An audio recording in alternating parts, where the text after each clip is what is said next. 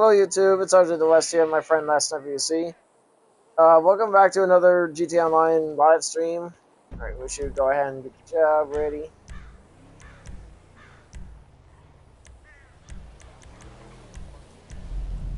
Oh yeah.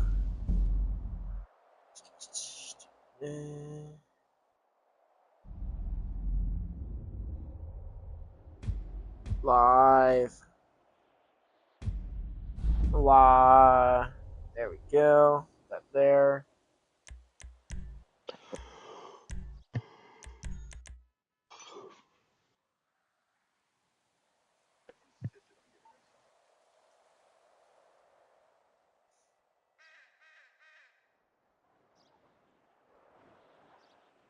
Ugh.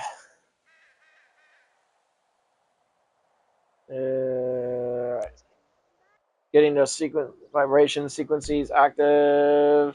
Oh, I should probably change the trajectory of my AC so I don't get too cold. Alright. Yeah. Have it face the TV. Alright. Get your guns!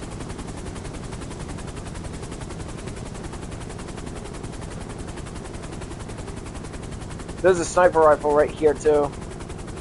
I don't know if you want to use it or not.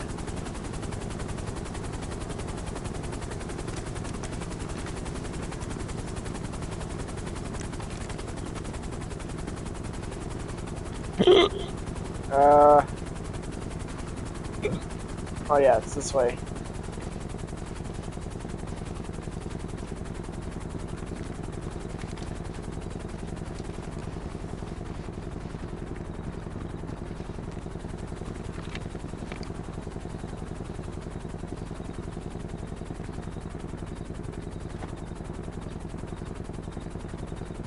Huh.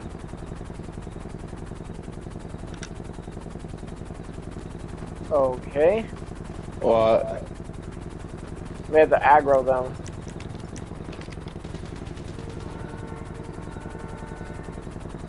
Oh, never mind you. Pow!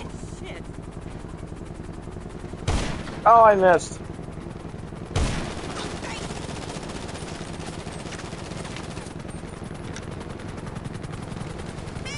They're actually trying to shoot me this far away.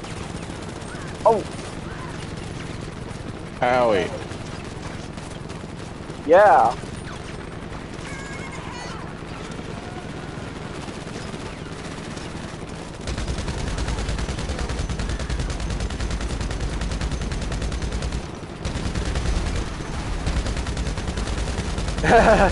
That's what I call a blazer. Aqua.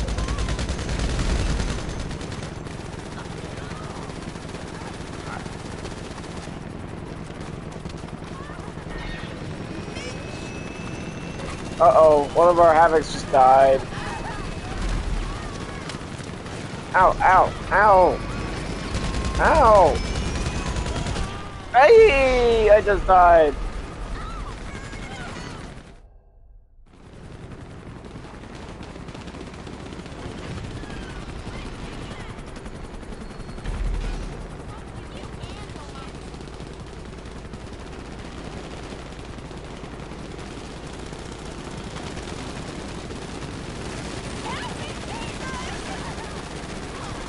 I'm just happy that they're respawning normally. Wink, wink. Ow. Well, the Havocs don't always respawn in previous missions.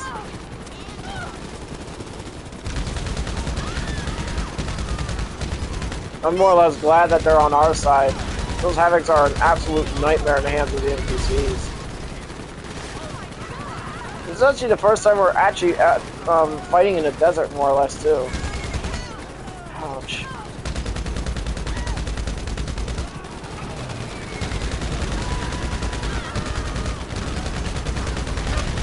Damn.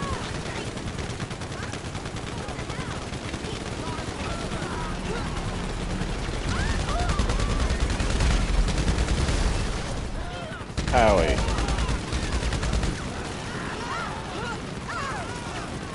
gonna get behind something. I'm not gonna be able to, I'm too open. Ouch. Ow. Ow.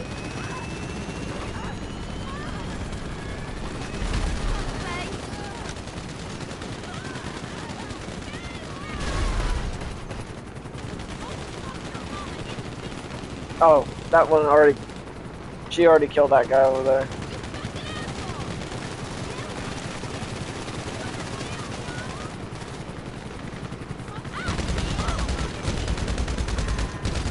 Nailed it.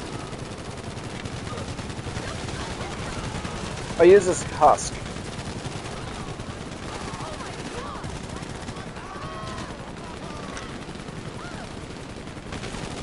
Ow, ow.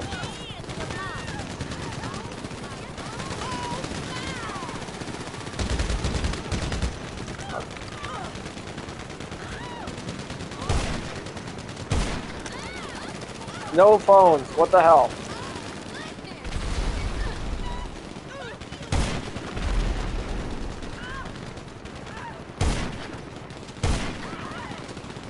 Oh shit, it's the boss. Zipping and zapping and dooping and dapping.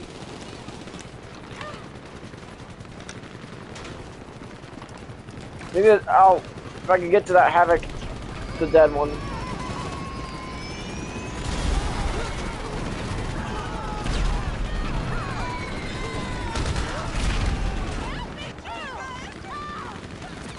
Ow! Ow! I don't know who's more dangerous, the foot soldiers or the blazer guys.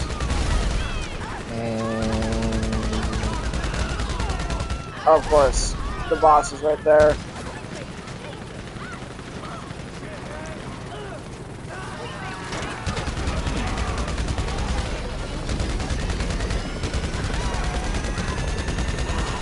Ow.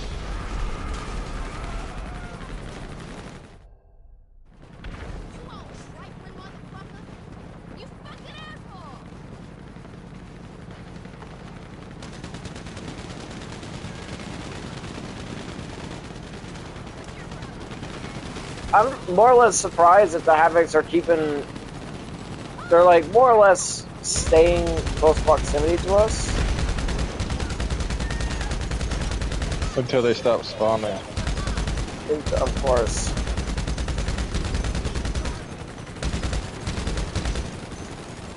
We only got 2 in the air right now.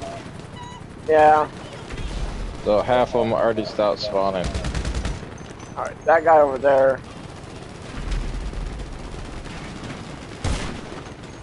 Literally thinks he can range me that far away. We have 1 in the air now because they quit spawning.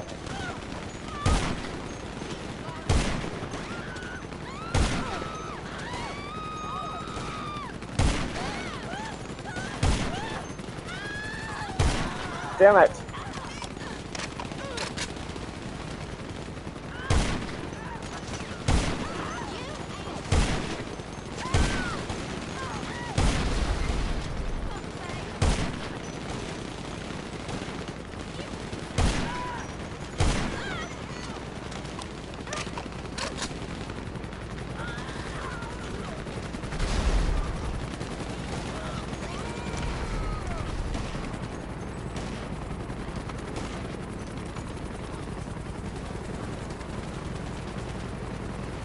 Now all 3 of them are back up.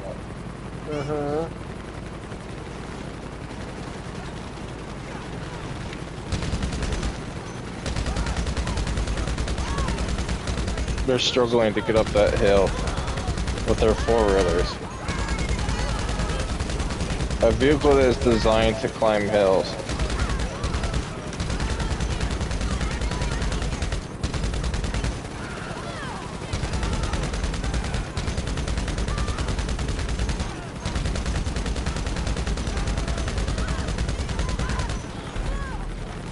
They're wearing helmets, so they should not be able to get one shot like that.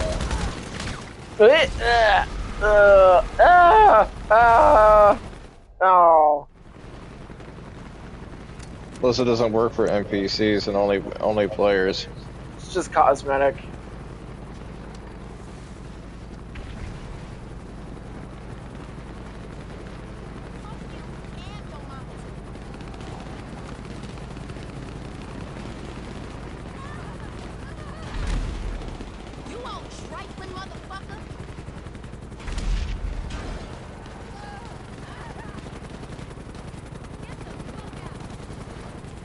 They're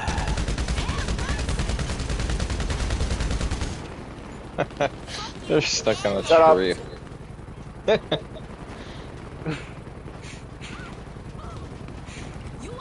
Stupid NPCs. Oh You're my their father. god. You're their What? father. Did they get it from you? Gotcha. They say kids imprinted on their parents.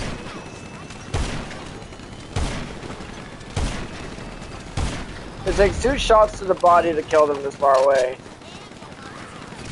It's Oh, a ow. one in the head. If you just shoot him in the head, it's a one shot guaranteed. No matter how distance.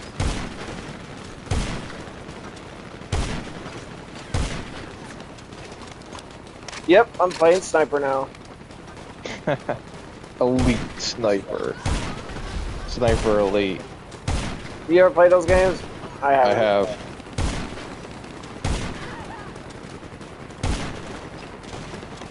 I like to go for the balls. Because if you go for the balls, you get that X-ray effect with their balls exploding. That's what I've heard. I done that to Hitler in one of the games. I think it does take more than 1 shot to 1 shot hit their heads. Well, I'm really far away, so the damage is diluted. You're right next to me. I'm one shot tapping them. Hear that? You're just a bad shot. I'm a bad shot.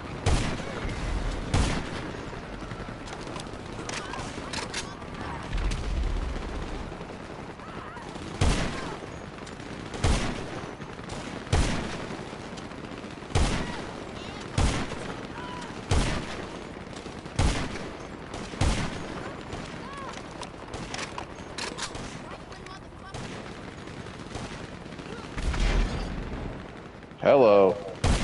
At least it landed there and not on me.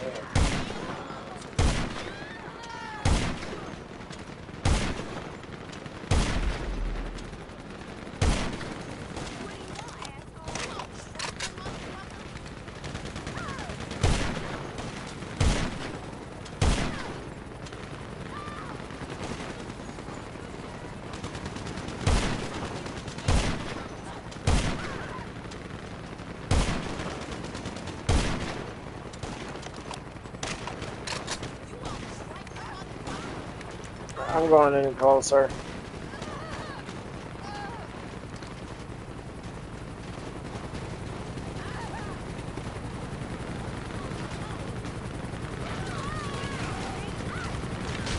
Ow, never mind. I have no... They must have sniped me out of nowhere. Ah, I deserve that. Ooh, a Havoc I can go in. I was literally just thinking as soon as I got here that an NPC was just to spawn and fly away.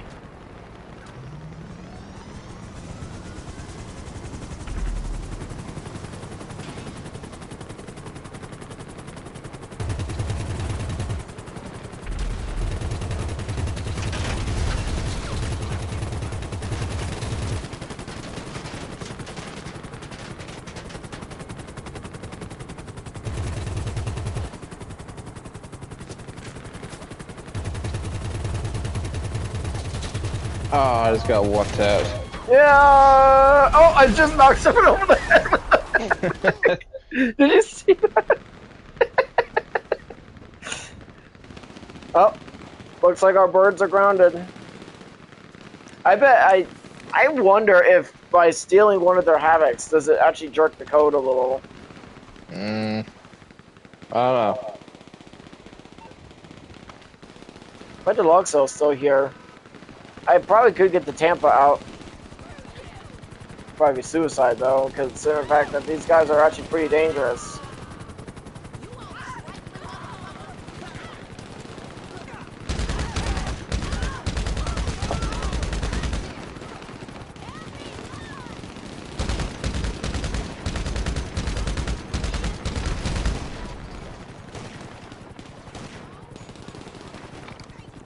I'll do it. I'll get the Tampa. I gotta go to the road though. I'm trying to get my.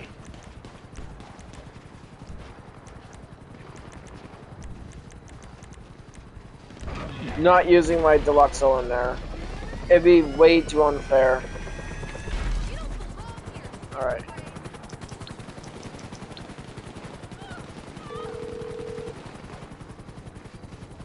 You're gonna have to do without. Gotta be on a road.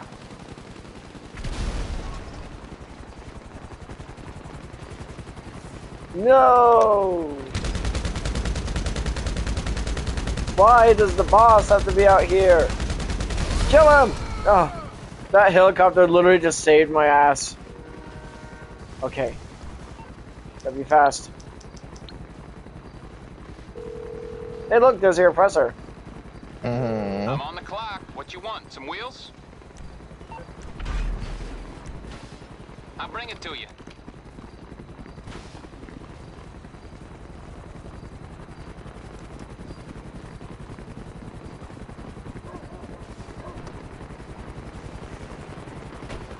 Oh. I haven't driven this thing in combat in a while. This baby needs to be going back into combat.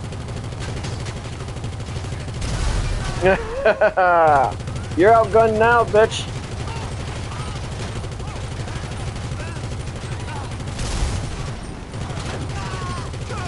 Are you kidding me? He's still alive. Ah!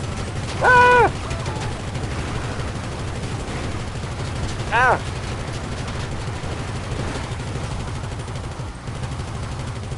All of our allies quit spawning. There's only 2 allies that are spawned, but they're not moving.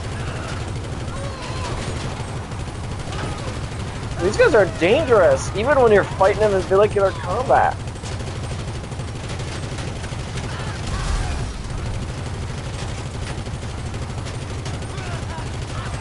Oh my god, this dumbass spawned in a broken quad. Ah, I got shot out. That's what happens when I sit still for like 4 seconds.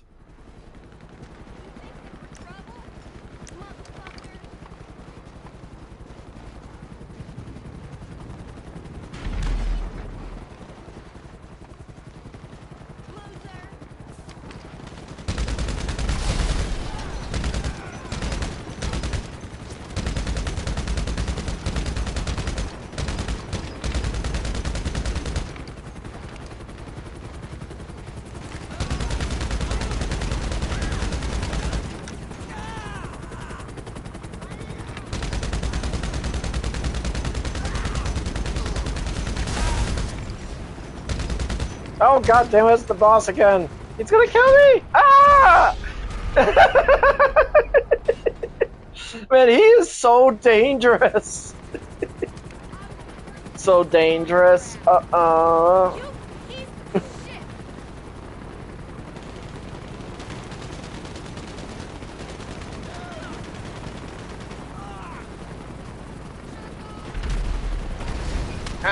Oh no, they destroyed my Tampa. Shut up, not funny. I'll just take one of these. Ow.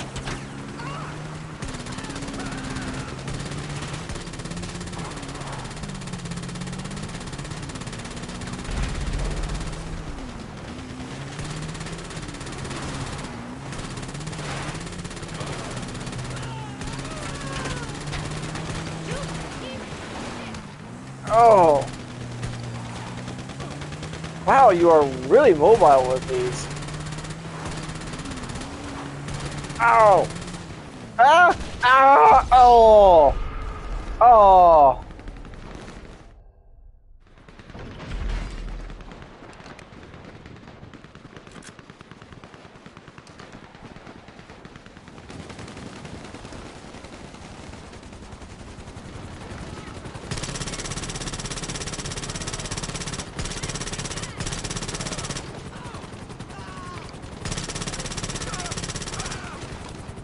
Damn it.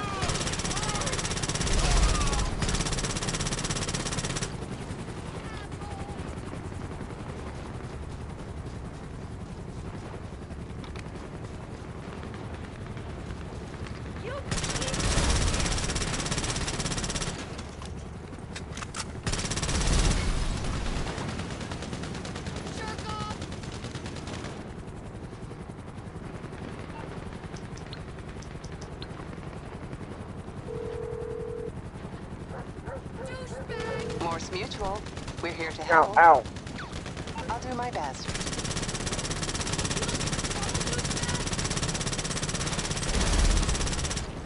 Yeah, I do like the fire rate on this thing. Ow.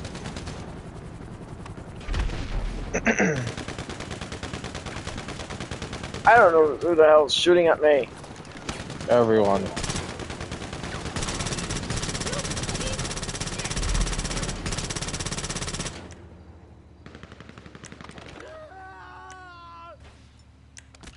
Jerk off! Ow.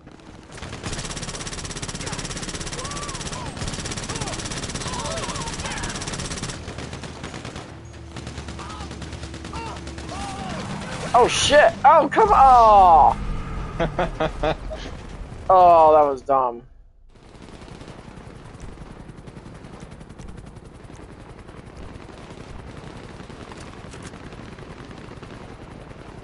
It's ironic that the only NPCs that are actually respawning right now are the Havocs. Well, we still got one person on foot. They're just hiding in the back. I didn't really think about just how dangerous it is to fight these guys. They are sniping us.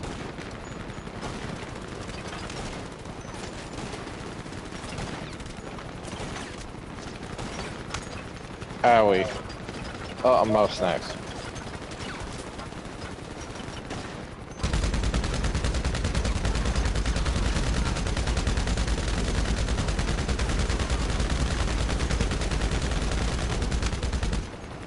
Ugh.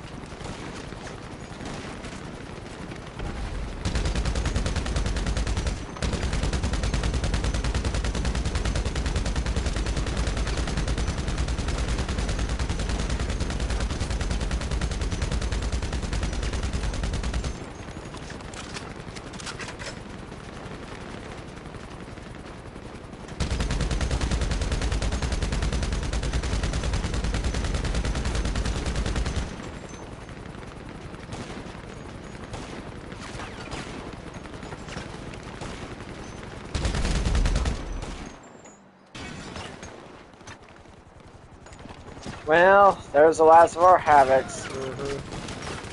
Owie. Dude, your character's mouth is moving.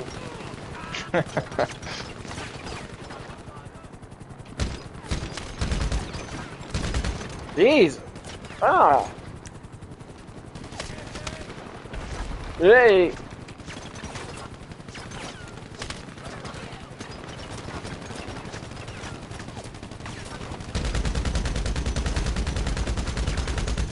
Damn.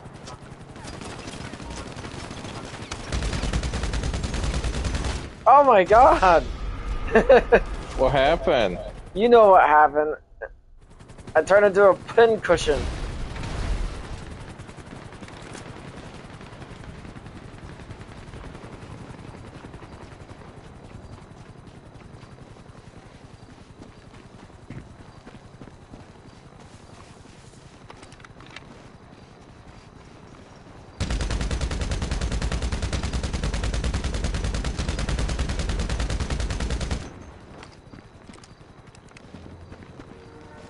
Maybe this dumpster would help. No. Yes.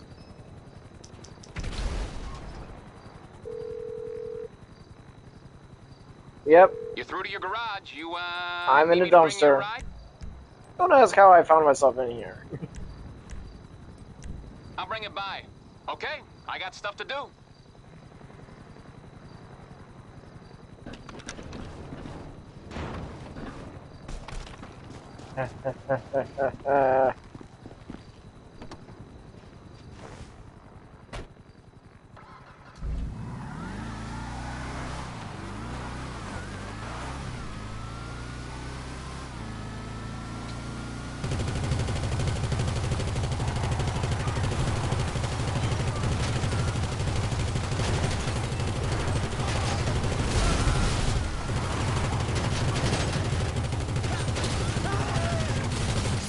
Ow, ow, ow.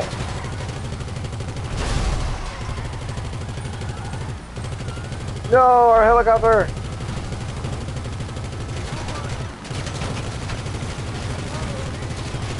Jesus. God, they're literally a lot. I swear, these guys are more dangerous than half the enemies that we normally fight.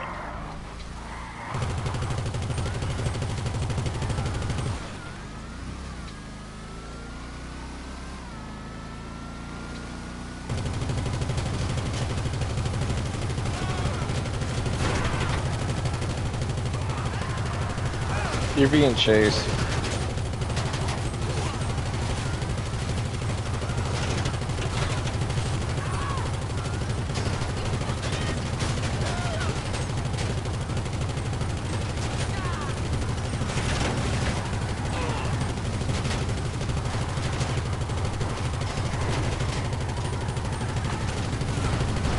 Yeah.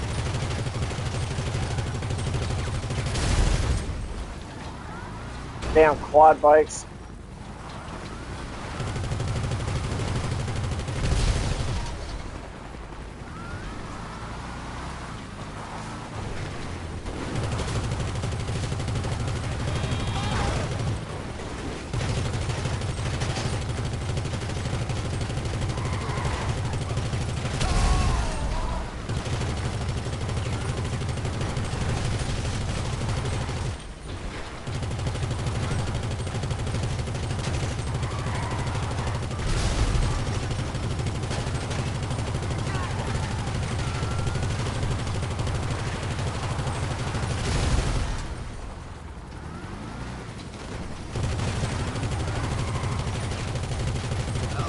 Wow. Oh shit. Ah.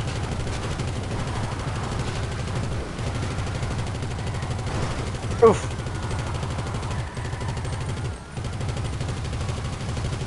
Spin up the guns. Oh. Oh. Oh my god.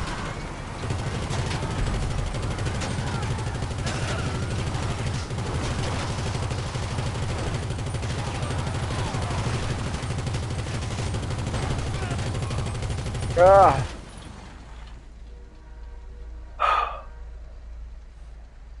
Hands are sweating.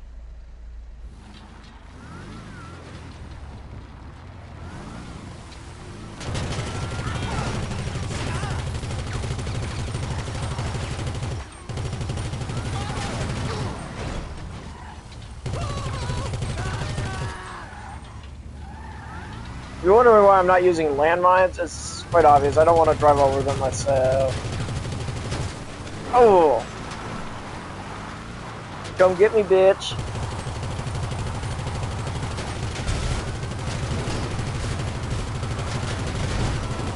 Wow!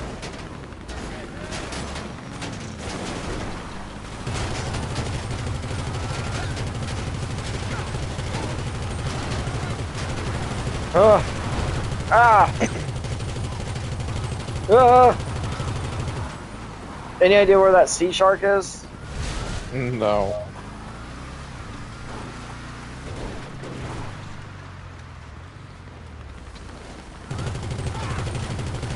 At least these guys are trickling in. Ow. Shit, shit, shit, shit. Okay. I'm gonna leave maybe one or two mines.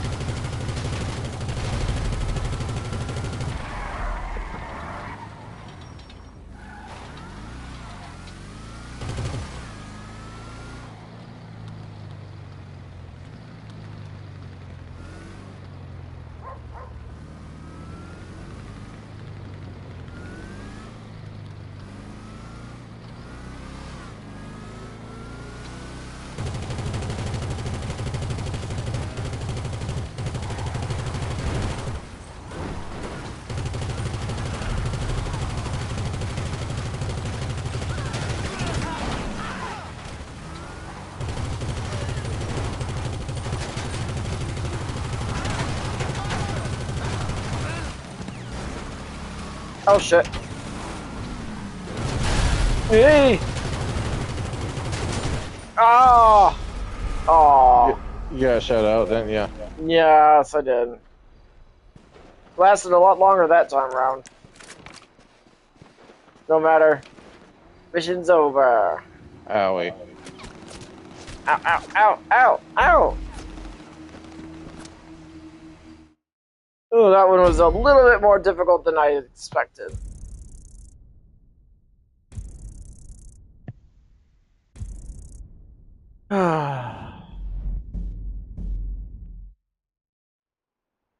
Nice.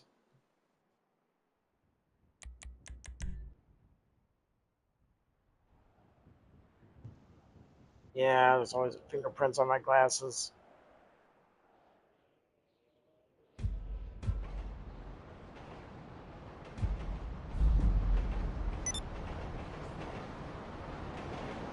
Oh good, we don't have to invite you.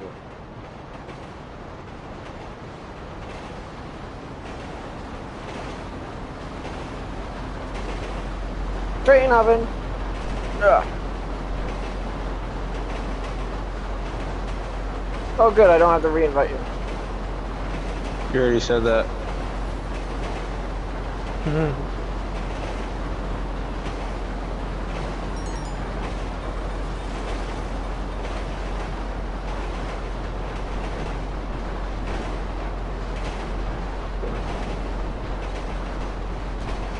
Whoa.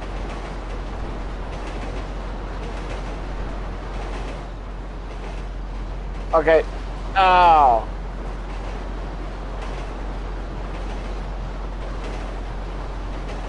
Hi, Gracie.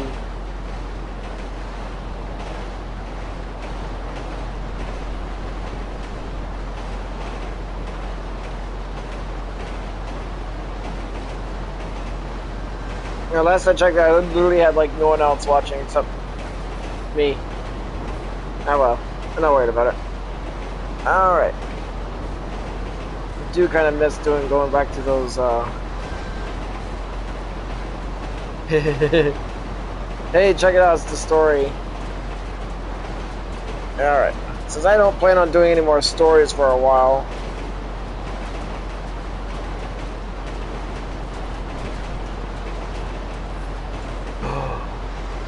There goes our light source. Let's see.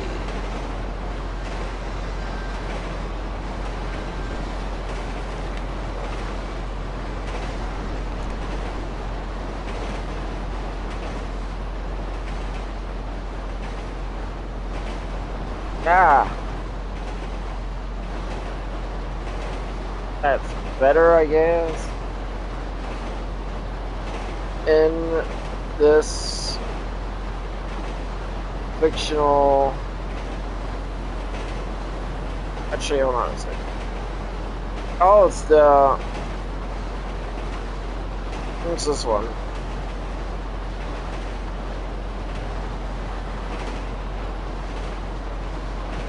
Yeah, no.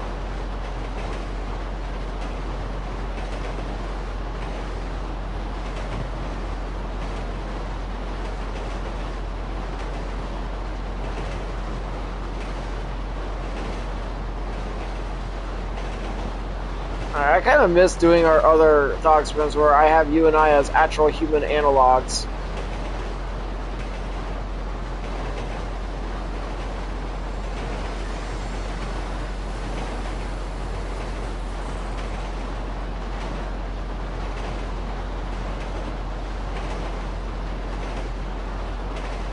Actually, hold on a second. Rather than doing it like...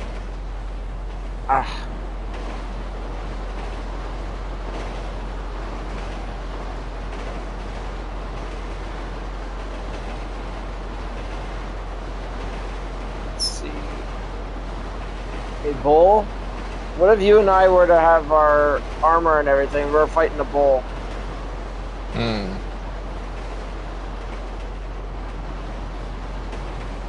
Do you still want your hand... it says here, this is an older thought experiment, so you're equipped with hand sights. You want to Change No, your build up. I'm gonna change that. It says here, my friend is equipped with chainmail with plates and dual-wield hand sights. This one's a little bit older, so. Yeah, well, heavy. I'm gonna go with heavy plate armor, and instead of the dual sickles, we'll do a rapier. You say full plate? Yeah, full plate with a rapier.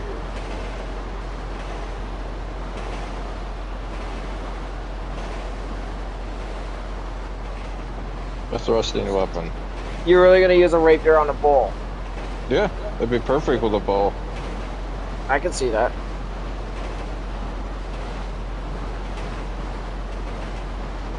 And is armed with a rapier.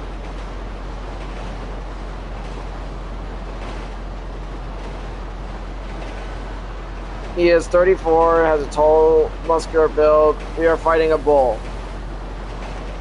This takes place in the open fields of Africa. No. Spain. The streets of Spain. Alright. Because it's most likely to be fighting a bull anyways. Okay, that actually sounds like a cool idea. Let's do it. Fights in an open street in Spain.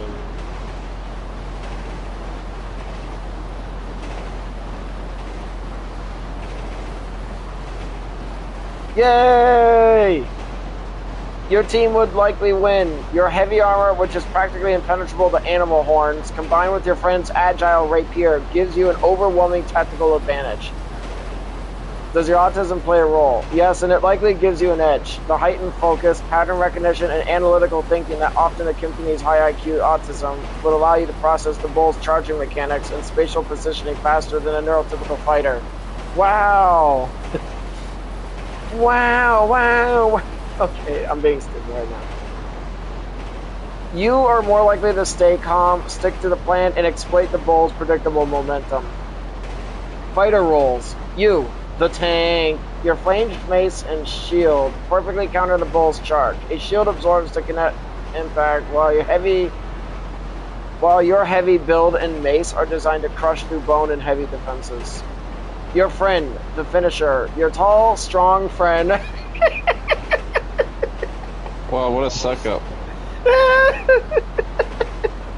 Your tall, strong friend is equipped perfectly for dealing the fatal blow. The rapier lacks the concussive power to stop a charge head on, but once you anchor and daze the bull, his long reach and the rapier's precision can easily pierce the animal's vital organs. How to win? Oh my god, it's giving me instructions how to win in a fight against a raging bull. To win safely and effectively, your team should execute this simple tactic in the street. The anchor. Plant your feet, brace your shield, and let the bull charge you. The armor will absorb the blunt trauma, and you can use the shield to deflect or halt the bull's head. The stun.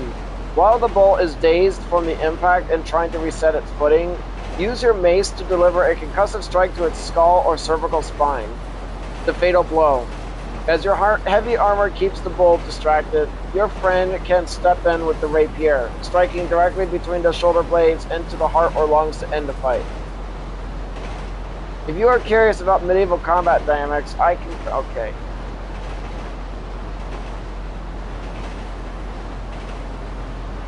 There are people watching us and recording us on their phones.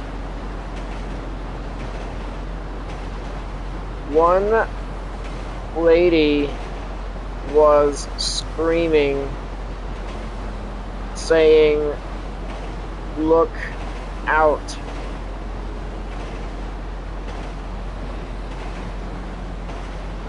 I ignored them and focused exclusively on the bull.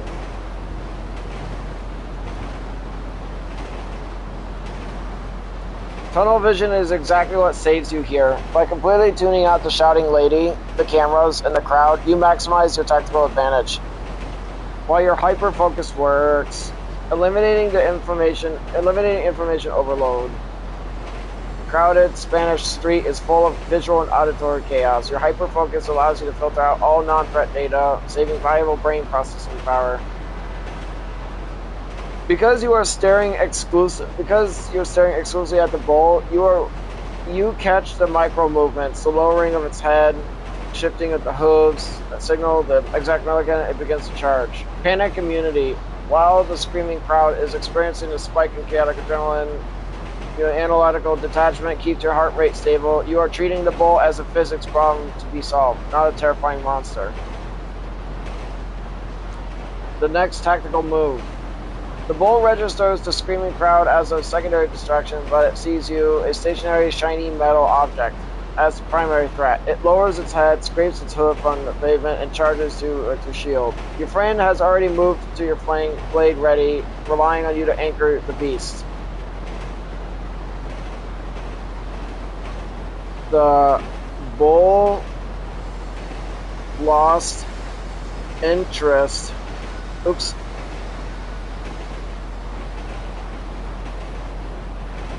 In me and turned to my friend. He lacks a shield, but is agile enough to sidestep out of the bull's charge attack.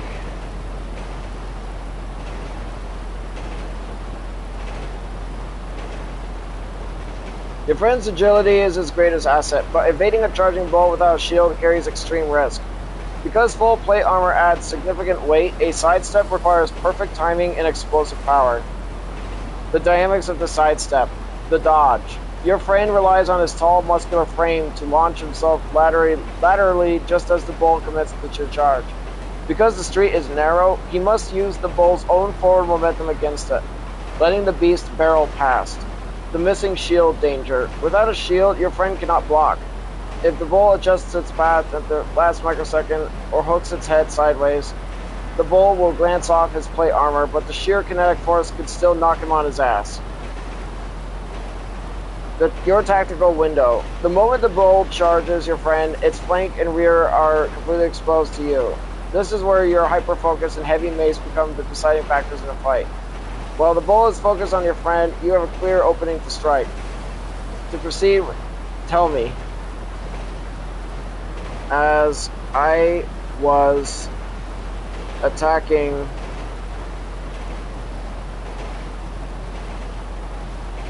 the bull, I landed a critical hit on the bull's leg. Wait, the leg. No. Flank. My friend took a direct hit and was knocked down.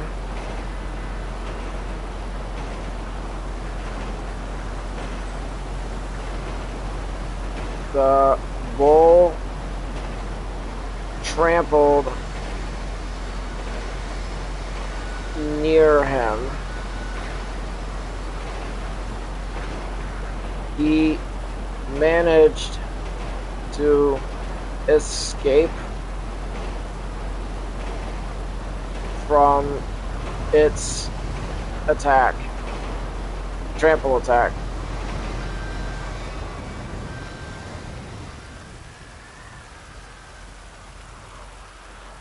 That's when I used the heavy spike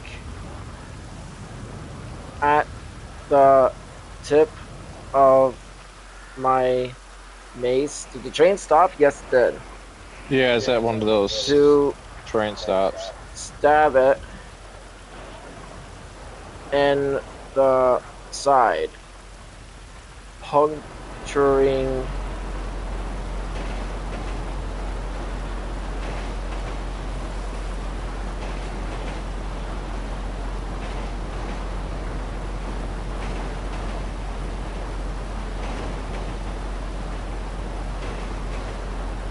Alright. Your critical strikes have completely shifted the momentum of the battle. By utilizing the spike at the tip of your mace, you converted a traditional blunt weapon into a thrusting tool capable of bypassing the bull's thick hide and deep muscle layer. The damage assessment. The bull's condition. Your initial mace strike to the flank caused severe internal trauma and fractured ribs. Your follow-up thrust should, with the top spike, penetrated deep into the thoracic cavity, likely puncturing a lung. The bull is now bleeding internally, losing stamina rapidly, and experiencing decreased mobility. Your friend's condition. Thanks to his full plate armor, your friend survived the direct hit and trampling without being gored. The steel plates distributed the bull's crushing weight, protecting his bones from shattering, though he will have severe bruising and the wind knocked out of him. The current tactical situation. The bull is now trapped between two lethal threats. It is heavily wounded and bleeding from its side, but its survival instincts will make this final actions incredibly erratic and dangerous. Your friend is back on his feet, holding his rapier, but is likely shaken and fatigued from the impact. The crowd is screaming louder as the bull begins to wheeze, turning its head slowly between you and your friend. To finish the fight, I performed a full spin attack with my mace and landed a direct hit on its head. I heard a crack and the bull started to seize.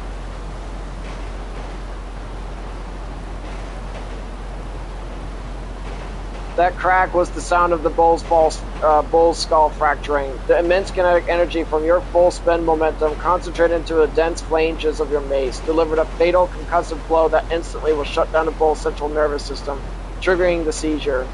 The immediate aftermath. The threat eliminated. The bull collapses heavily onto the asphalt, its legs thrashing involuntarily as its body shuts down. It is no longer an active threat to you or your friend. The crowd's reaction. The screaming of the onlookers turns into a mix of shock, gasp, and cheers. The people recording on their phones have just captured a feat of modern-day medieval combat.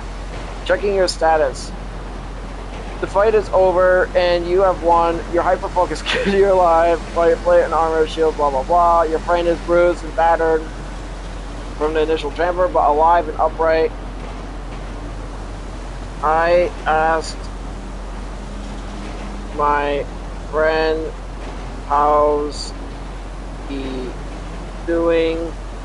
And he said he felt dizzy and needed to lie down. Your friend is showing clear signs of a concussion from the bull's direct impact and a trampling. Even though his plate armor stopped the horns from piercing his body, the violent acceleration and deceleration of his head inside the helmet caused his brain to strike the skull wall. Immediate action steps. Help him down safely. Do not let him fall. Assist him in a lying position on his back, ensuring his head and neck are supported and not twisted. Remove the helmet immediately. Carefully unbuckle the side off his helmet. This cools him down, allowing him to breathe fresh air, and lets you check for any hidden scalp bleeding or swelling.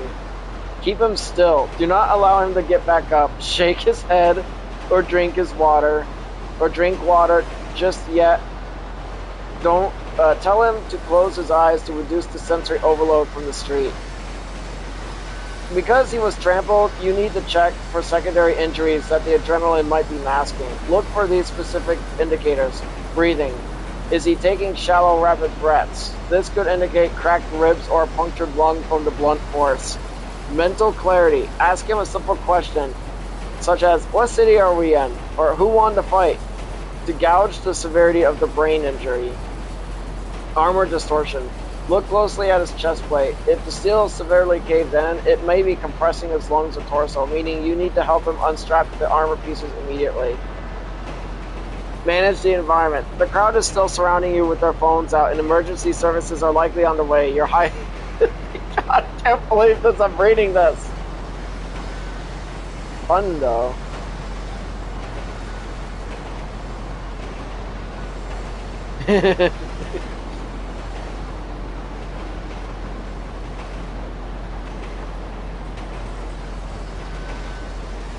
Alright, soon,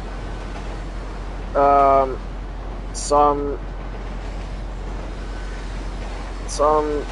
people rushed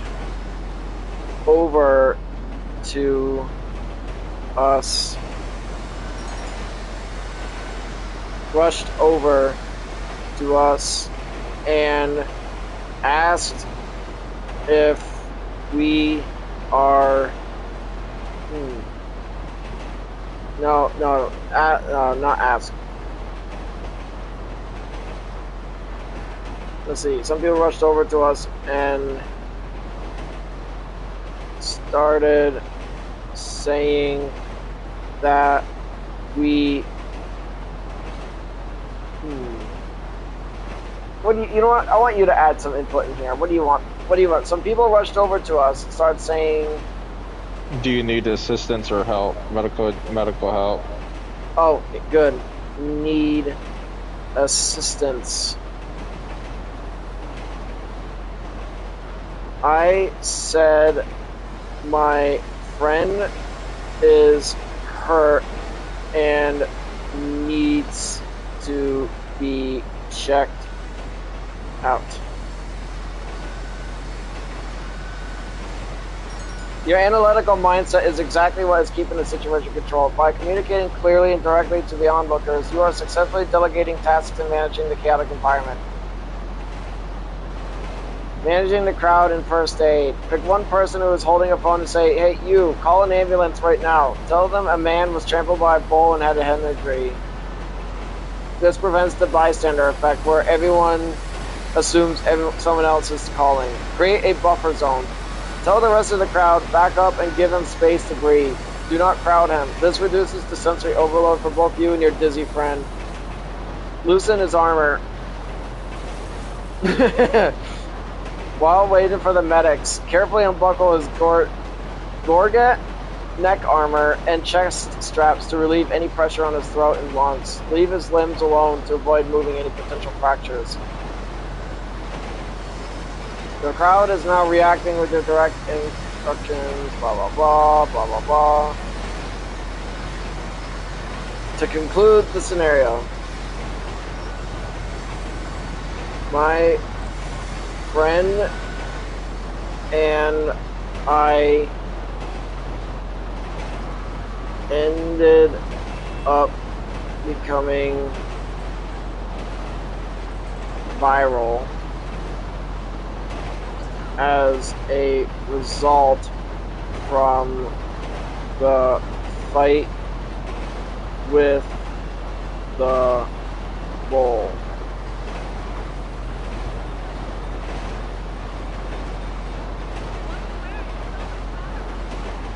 Becoming viral on social media is the logical outcome of this event. A video of two men in full medieval plate armor fighting and defeating a bull with a mace and rapier in a modern Spanish street is exactly the kind of surreal, high-stakes footage that algorithms push to millions within hours. The dynamics of your viral fame. The real-life RPG angle. Internet culture will immediately frame you and your friend as real-life video game characters, memes, slow-motion edits set to orchestral music, and side-by-side comparisons to fantasy games like dominate platforms like TikTok, X, or YouTube. Analysis of your technique. Martial arts influencers, historical European martial arts experts, and tactical channels will analyze your footage. They will praise your hyper-focused position, your use of the mace's top spike, and your devastating full spin finishing blow. The narrow divergent representation. As the details of the fight emerge, your story will gain massive secondary wave of attention. The autistic community and the broader public will highlight how your high IQ, hyperfocus, and analytical detachment were literally your superpowers, turning a chaotic life or death situation into a calculated victory. Navigating the aftermath. While the internet is celebrating your victory, going viral under these circumstances brings immediate real-world consequences that you and your covering friend will have to navigate. Media inquiries. News outlets, talk shows, and documentary filmmakers will be flooding your inbox trying to track down your identity for exclusive interviews. Legal and local scrutiny. Spanish authorities and animal welfare organizations would likely launch an investigation into how a bull was loose in the street and the legality of the combat, regardless of whether it was self-defense. Product endorsement.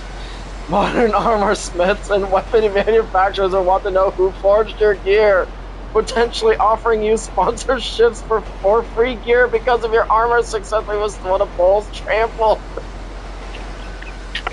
I can't believe I'm reading this shit. It's so much fun. Now that you and your friend are international internet celebrities and your friend is recovering from his concussion, how do you... My friend regrets coming with me. My friend regrets coming with me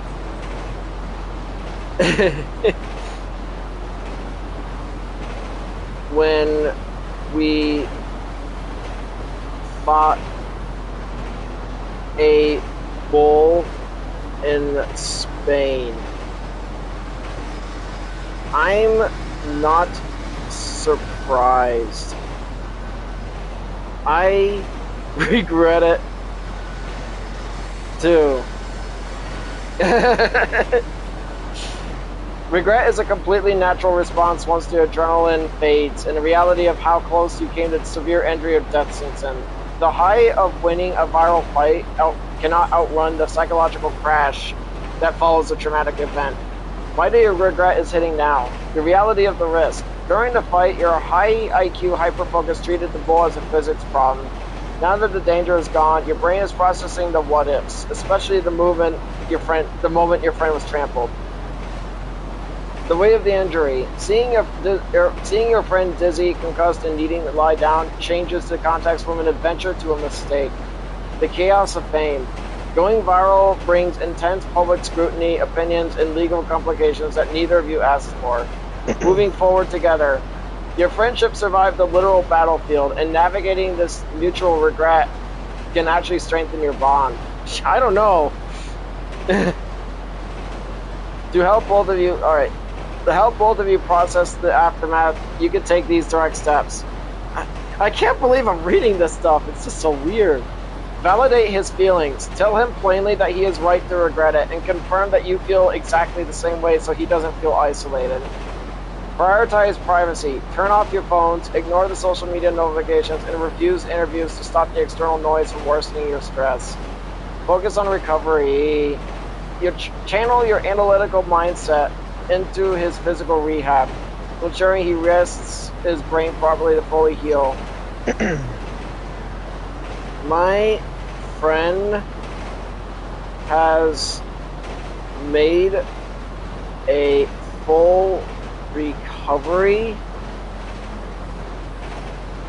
but is annoyed that his favorite rapier is not rapper is bent. They're designed to bend. They're flexible. Oh, that's right. That's it. Is broken.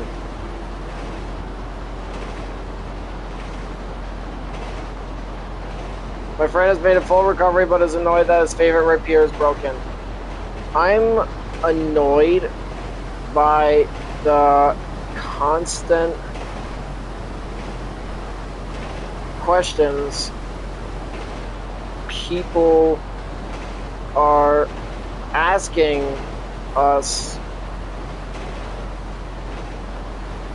about the fight with the bull. Oh my god, I can't believe I'm diving down a freaking rabbit hole here.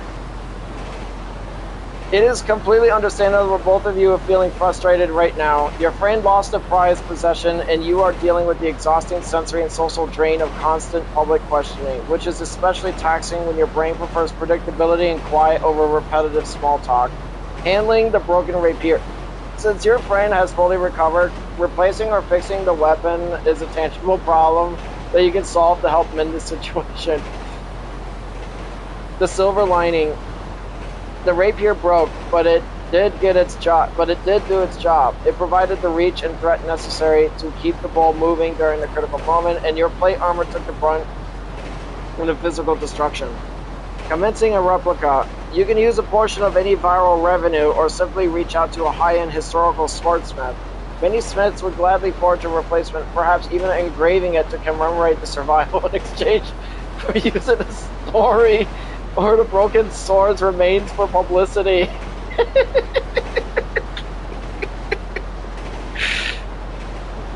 Managing the extrovert drain, the questions. The constant interrogation from people is a massive invasion of your mental space. To stop the draining interactions, you can implement a strict the one and done statement. Write down a short factual paragraph detailing exactly what happened, how you both feel that you regret it, and that you are now moving on. The direct refusal. When people ask about it in short, give it a short scripted response. We survived, we regret it, we don't want to talk about it anymore. Then immediately change the subject or walk away. This sets an analytical, unbreakable boundary. Digital blackout. Filter your social media accounts so that only close, verified friends can message you, completely cutting off the digital noise. Transitioning to life after the bowl. The event is in the past. Your friend is healthy and the hype will eventually die down as the internet moves on to the next viral video. My friend and I want to go back home and play GTA online and chill by staying idle and reminisce about the bull fight. That sounds like the perfect way to decompress. Going back to a predictable, controllable environment like your own gaming setup is the best antidote for the chaotic real-world stress and sensory overload that you just both experienced. Setting up your idle session safely. Since you both want to stay idle and just talk in GTA Online without getting kicked for inactivity, use one of these safe methods. The LS Car Meet Test Track. Drive a car into the Los Angeles Car Meet, enter the test track, and then drive back toward the exit. When a menu pops up asking if you want to enter or leave the car meet, leave your screen right there. The game will not kick you. What? Let me read that again. Drive a car into the Los Angeles Car Meet, enter the test track, then drive back toward the exit. When the menu pops up asking if you want to enter or leave the car meet, leave your screen right there. The game will not kick you. I just wanted to read that again because it's like, I did not know you could do that. Security cameras. Go inside one of your own properties like the nightclub, bunker, or arcade and watch the security camera feed. This allows you both to stay in a session indefinitely while you talk. reminiscing in Los Santos. As you both hang out in the game, the contrast would be striking. In GTA Online, you deal with flying cars and explosions, but ironically, it is much less stressful than facing a real bull on a Spanish street. You can look back at the fight with a sense of relief. Your armor held up, your friend made a full recovery, and the broken rapier can be eventually replaced. For now, you've earned the right to just sit back, do nothing, and let the real world fade into the background. Isn't that great? We fought a bull, and then we were like having to deal with all that crap, and then we just go home and... My friend and I are sitting in the train, in a moving train.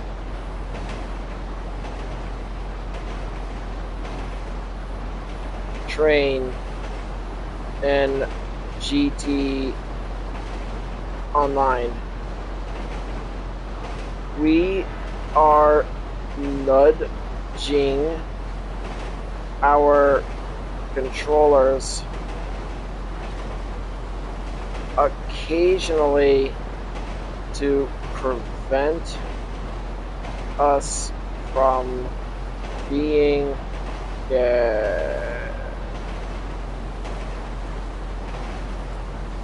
Riding the Los Santos train is a classic, peaceful way to watch the map roll by while you decompress. Nudging the analog sticks every few minutes is a reliable manual trick, but if you want to completely take your hands off the controllers and just talk and react, you can just you can walk to the front of the train and climb onto the empty driver's cab. Climb into the empty driver's cab, and if the seat is open, or simply open your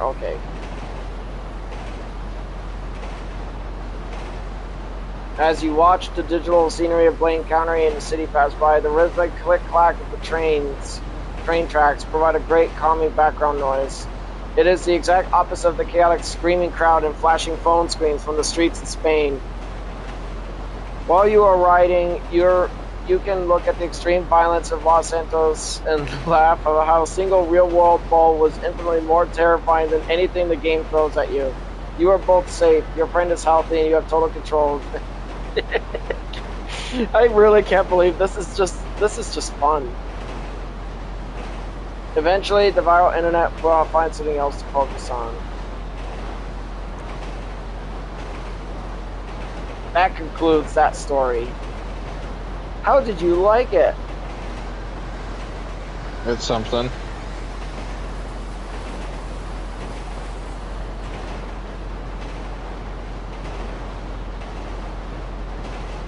I gotta do something real quick. There we go. Or like one person. I'm just putting that there. Ah, wrong, go away. Ah.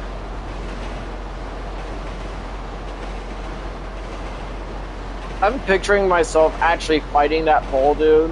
And I'm not gonna lie, I don't know if I'll be, I mean, realistically speaking, I may be like 217 pounds or something. I mean, I'm not fat, but I might as well be considering my weight. And that would not be able to stop me from losing my footing against the raging bull, which probably weighs like 1,200 pounds. I mean, if it charges at full strength, like, I would have to seriously brace myself and not risk having my arm broken. That's a lot of force, dude. And then having you get knocked down and nearly trampled, of course that's going to do some internal some injuries to you. I mean, you may be in full plate armor, but a bull is pretty big, and those hooves can probably dent some of the armor plating too.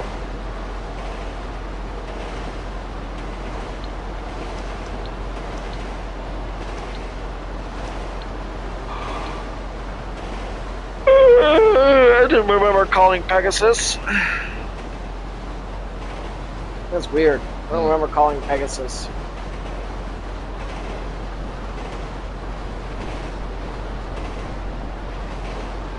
Click, clack.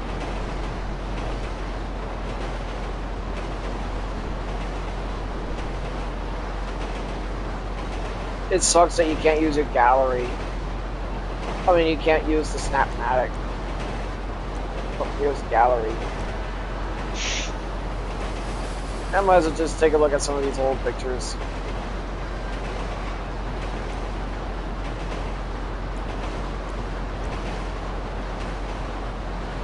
Oh, this is actually reminiscent.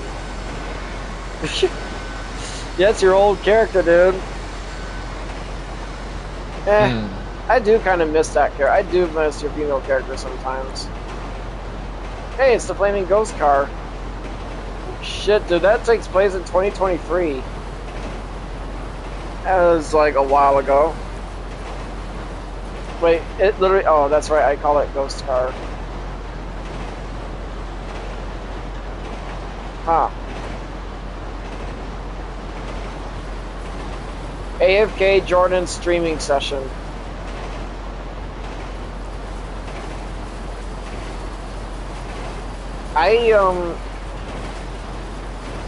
Oh, that's a police helicopter. I'm just like now remembering. Just recognizing that. Yep, and that's another police helicopter. That's the bridge that takes place on your original,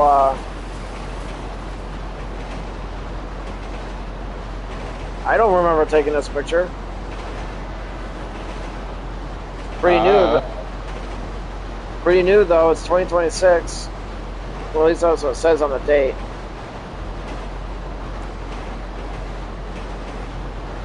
Yeah.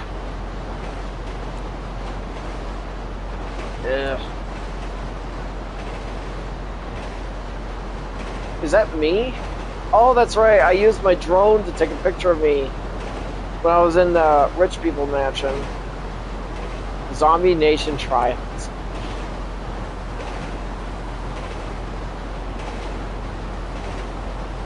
This is an old picture. This dates all the way back to 2022. Ugh. No. I don't know why I'm seeing the same picture twice. Alright, let's take a look at something real quick. I got a few minutes to do. I got like just a couple minutes left to do one more thing.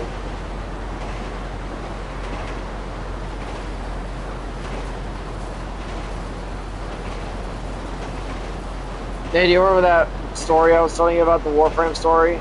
Remember a couple days? I'm actually gonna, like, in the future, if I ever did want to make another story, most likely I would probably not do the live prompt thing, because it does make sense not to do that, especially while I'm live streaming, and it does make sense. What is this? Oh. I was just looking at the story on the Warframe story. I'm just looking at the very end. When James set his tea down, reaching out to lock his fingers securely into hers, he looked out the viewing port at the vast infinite stars of the origin system, ready for whatever equation the universe threw at them next. You know, looking at the story that I came up with as I went, this would make a good short anime. The idea of Samantha and James with their Warframes, and then you got Wendy and Reggie. Like, the four would make a great team together. If I ever wanted to add another story, like a continuation of that particular story, I could, but I actually would rather not, because, like, the idea of, like, what kind of adventures would they do next? What happened to Alad B? He's history. He's not even that, like, sure, he set up a trap for Samantha and Reggie, but when you consider the fact that,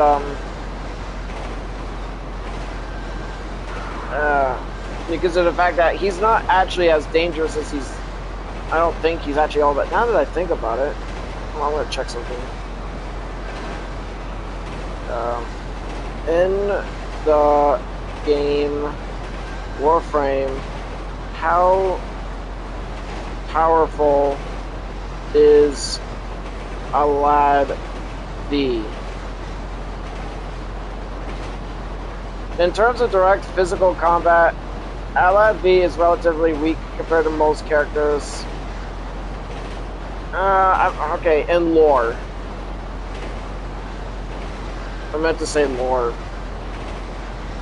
Lore-wise, LFB is not a physical powerhouse, but he is one of the most dangerous and influential figures in the system. As a former Corpus board director and a technological mastermind, his true power lies in his genius with biology, robotics, and cross-faction manipulation.